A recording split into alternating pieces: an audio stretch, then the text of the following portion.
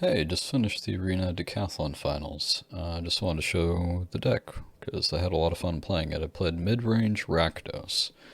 It was really enjoyable. I know that Rakdos was sort of only supposed to be kind of the sacrifice, according to at least what I was hearing online, but I really enjoyed playing Midrange and got to the 7 wins with it, so I thought I'd show it off real quick.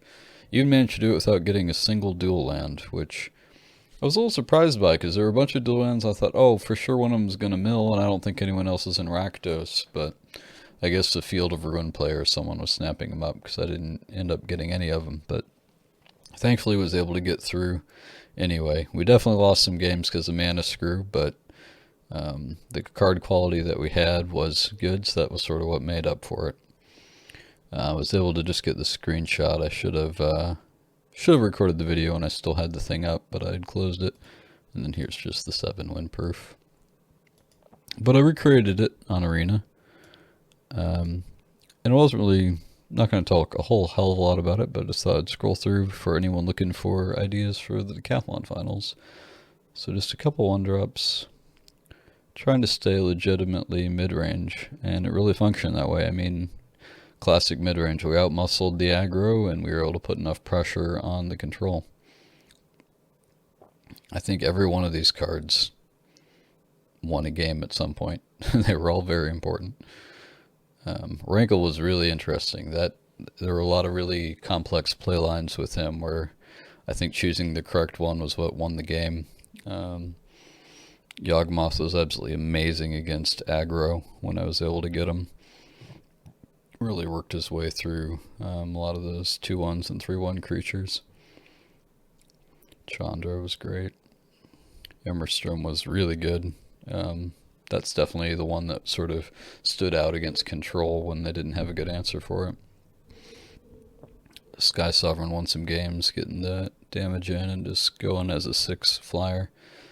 I barely really drew it, but it was very effective when I did. It was like this one and the Bone Crusher. I had just about forgotten were in the deck at times, but then when they did come up, they were quite good.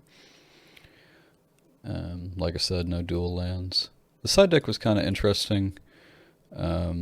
Really the only thing I put in for most ones was against creature decks, so I'd put in Foul Play, because, you know, it's good if it has targets.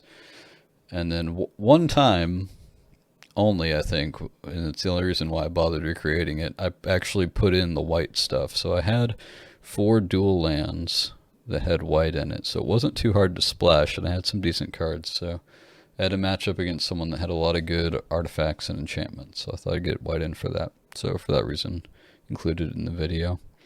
Can show just the whole options that I had here. Didn't really feel like I could justify AR without any dual lands. As good as that card is, I didn't play it at all. Because I had all these double pips, it's like, yeah, I just needed to pretty much stay down to 2 colors, even though I had some good white options. Nothing else is too much of a consideration. I looked at Tiamaret in a couple matchups, so I don't think I ever actually ended up putting it in. Maybe one game I did. I'm not even sure what I would have cut for it. I think I've more or less settled on just going with what I showed you, though. So yeah, that's it. I think I'm going to take a victory lap tomorrow at noon because I have another token. I had 3 tokens. The first one didn't go so good. I only got 1 win, 3 losses. It was sort of a rampy Simic thing, but I don't know. I was just getting outclassed by better control. Anyway, that's it for now. Hope your finals is going well.